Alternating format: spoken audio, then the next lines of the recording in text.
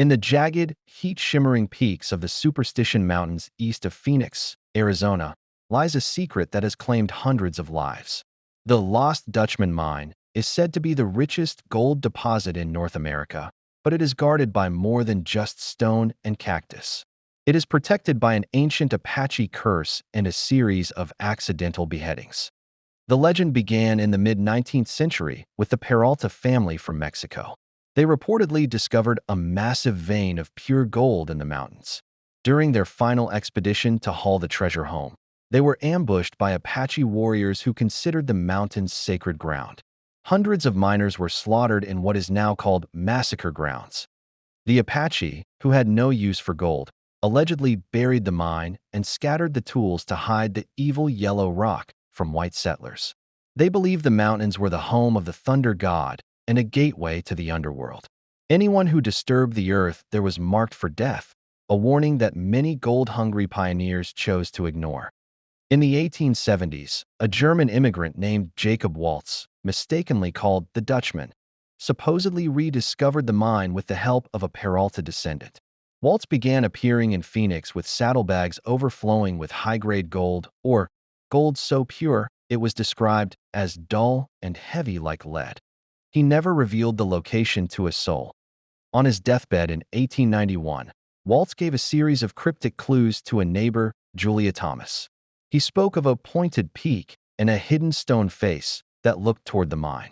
He warned her that the path was treacherous and that the shadows move when the sun is high. Julia spent the rest of her life searching, eventually going bankrupt and dying in poverty.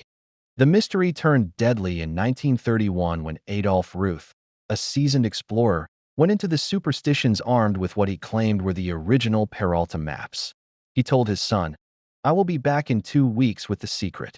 When he didn't return, a massive search was launched.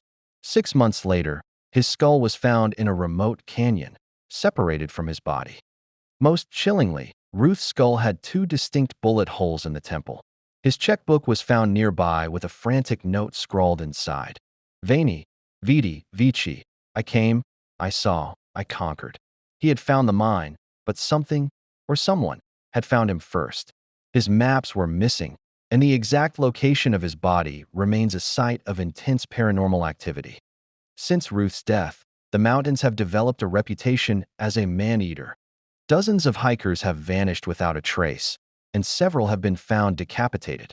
Skeptics blame the harsh desert terrain and extreme heat, but locals whisper about the shadow people, tall, dark figures that stand on the ridges and watch explorers before vanishing.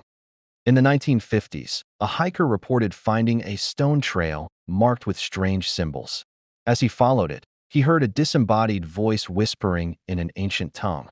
Suddenly, he felt a crushing pressure on his chest and saw a man in 19th century clothes pointing a rifle at him. When the hiker blinked, the man was gone, but a single, ancient lead bullet lay at his feet. The Weaver's Needle is the most prominent landmark in the search. It is a massive volcanic plug that casts a long, finger-like shadow at sunset. Legend says the shadow points directly to the mine entrance on a specific day of the year.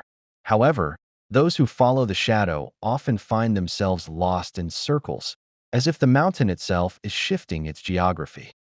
Geologists have confirmed that the Superstition Mountains are volcanic and could theoretically hold gold, but the Dutchman's ore was unique. It contained a specific chemical signature not found anywhere else in Arizona. This has led some to believe the mine isn't just lost, but that it exists in a slip in time or a pocket dimension accessible only to a few. Today, the Superstition Mountains are a national wilderness area. Searching for gold is technically illegal, but Dutchman hunters still risk their lives every year.